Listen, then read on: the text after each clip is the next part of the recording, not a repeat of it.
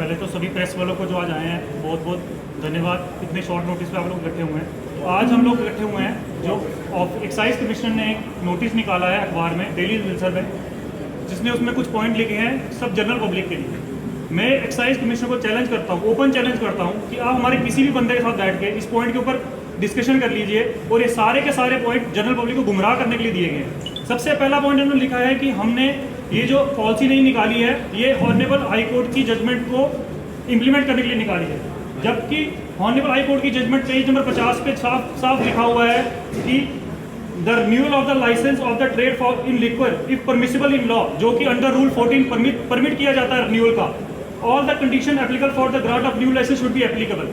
साफ high court ने लिखा है कि इनको रिन्यू कर सकते हो अगर अंडर लॉ रिन्यू किया जाता है, जो कि डेकेड से किया जाता है। इसको भी हम नजरअंदाज किया गया इस पॉलिसी में। उसके बाद इन्होंने लिखा कि हमने ये पॉलिसी बनाई है ट्रांसपेरेंट मैनर में काम करने के लिए, जबकि 2005 में ई लॉटरी सिस्टम किया गया था। ई लॉटरी सिस्टम किया गया था, वो भी डिपार्टमेंट का फ्रॉड एक पकड़ा गया था। इसमें क्या गारंटी है कि इस बार ई ऑक्शन में जो है ई बिडिंग में है फ्रॉड नहीं किया जाएगा?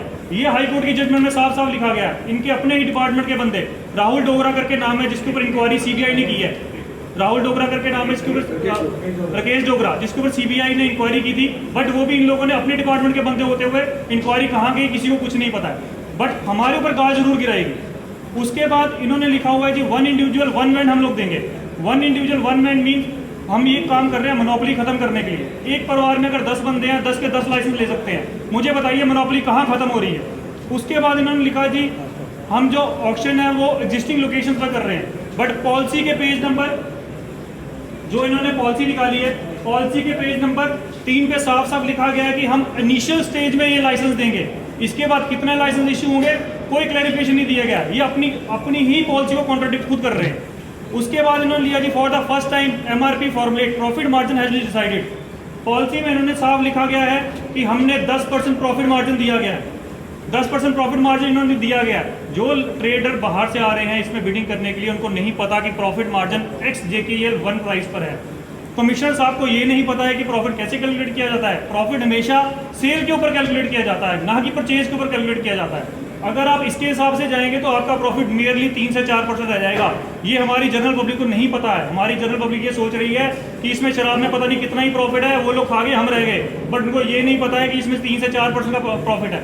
उसके बाद इन्होंने लिखा है जी हम सॉल्वेंसी सर्टिफिकेट इम्यूवेबल प्रॉपर्टी का ले रहे हैं। इम्यूवेबल प्रॉपर्टी का ले रहे हैं, ये सॉल्वेंसी सर्टिफिकेट ये लोग ले रहे हैं अपना सेफगार्ड करने के लिए, रेवेन्यू आपके लोगों के लिए नहीं ले रहे हैं। इन्होंने कहा जी हम ये इसलिए ले रहे हैं कि बाहर का कोई बंदा इसमें ना आए, बाहर का बंदा ना आए। लेकिन सॉल्वेंसी सर्टिफिकेट अगर आप खुदा ना खास्ता इसमें टैक्स नहीं दे पाए तो आपका सारा का सारा प्रॉपर्टी जो है वो गवर्नमेंट लैंड रेवेन्यू एक्ट के अंदर जब्त कर लेगी, आपके हाथ में कुछ नहीं बचेगा। उसके बाद इन्होंने दिया जी इक्वल अपॉर्चुनिटी मिलेगी सब बंदों को ये ऑक्शन प्रोसेस में बैठने के लिए।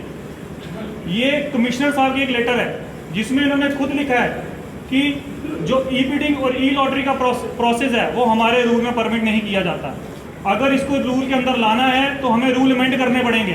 आज की डेट तक कोई भी रूल अमेंड नहीं किया गया है, तो ई ऑक्शन कैसे इंप्लीमेंट की गई, ई बिडिंग कैसे इंप्लीमेंट की गई जब हमारे रूल में ही नहीं है। उसके बाद इन्होंने कहा था कि जी कोई भी बंदा इसमें perpetual transfer with in the family नहीं की जाएगी। इसमें मुझे बता दीजिए अगर 1 साल के अंदर किसी बंदे को मिसहैपनिंग हो जाती है तो वो अगर लाइसेंस ट्रांसफर नहीं किया जाएगा, उसकी प्रॉपर्टी तो आप लोग अपने रेवेन्यू इकट्ठा करने के लिए आप लोग ले लेंगे, उसकी फैमिली क्या करेगी? उसकी फैमिली इसके अंदर इतने फ्लॉज हैं कि हमारा जनरल पब्लिक को अभी तक नहीं पता।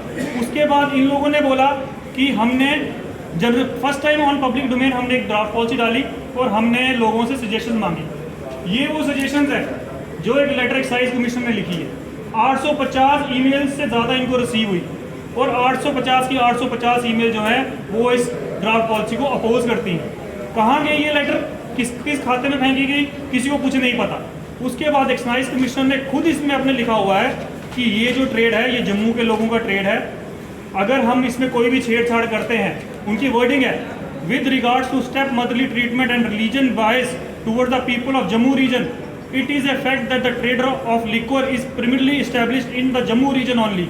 For 4 vans are operating in Kashmir province. Therefore, any adverse impact on the livelihood of the existing license shall be apparently for the Jammu region. सिर्फ जम्मू रीजन ही इफेक्ट होगा, बाहर का कोई बंदा इफेक्ट नहीं होगा।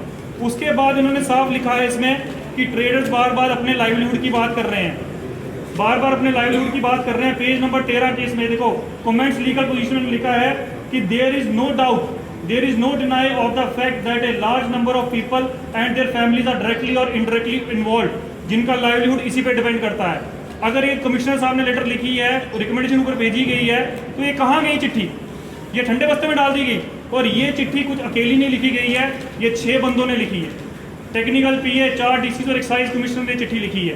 ये चिट्ठी कहाँ गई है? और इसमें इन्होंने रिकमेंडेशन भेजी है नीचे से कि जो एग्जिस्टिंग लाइसेंसीज है उनको रिन्यू किया जाए, उनको रिन्यू किया जाए, कम से कम उनको 2 साल का टाइम दिया जाए, ताकि वो अपना business liabilities diversify and shift to alternate business, ताकि उनका जो लाइवलीहुड है वो सफ़र ना करे। अगर वो उन्होंने लिखा है तो ये कहाँ गया? रिकमेंडेशन फिर मांगी किस लिए गई? अगर आपने आपने हमारी बात सुननी ही नहीं थी तो जनरल पब्लिक से क्यों मांगी गई? एक इन्होंने लिखा है यहाँ पर कि हमने पीपल्स का public sentiments are fully taken into account. ये 850 जो मेल्स हैं, ईमेल्स हैं, ये पब्लिक के ही सेंटिमेंट्स हैं, ये हमारे सेंटिमेंट्स नहीं हैं। इसमें एमएलएस के हैं, कॉरपोरेटर्स के हैं, इसमें जनरल पब्लिक के इश्यूज़ हैं। तो अगर आपने पब्लिक सेंटिमेंट्स करने ही नहीं है तो ये ईमेल किस लिए मांगी आप लोगों ने? मैं सिर्फ ये कहता हूँ कि ये जो पॉलिसी है ये सिर्फ बड़े लोगों के लिए बनाई गई है, छोटा लोग इसमें कोई पार्टिसिपेट नहीं कर पाएगा, जनरल पब्लिक नहीं पार्टिसिपेट कर पाएगी।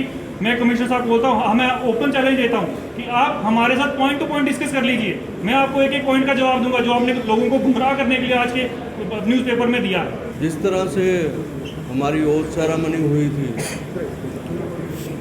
वहाँ हमने union minister of India doctor Jitendra Singh को रिप्रेजेंटेशन दी थी कि ईज़ ऑफ डूइंग बिजनेस का हमने नारा दिया था कि 370 हटने के बाद हमारे जम्मू के व्यापारियों को, जम्मू संभाग के व्यापारियों को तंग नहीं किया जाना चाहिए। चाहे हम गांधीनगर की बात करें,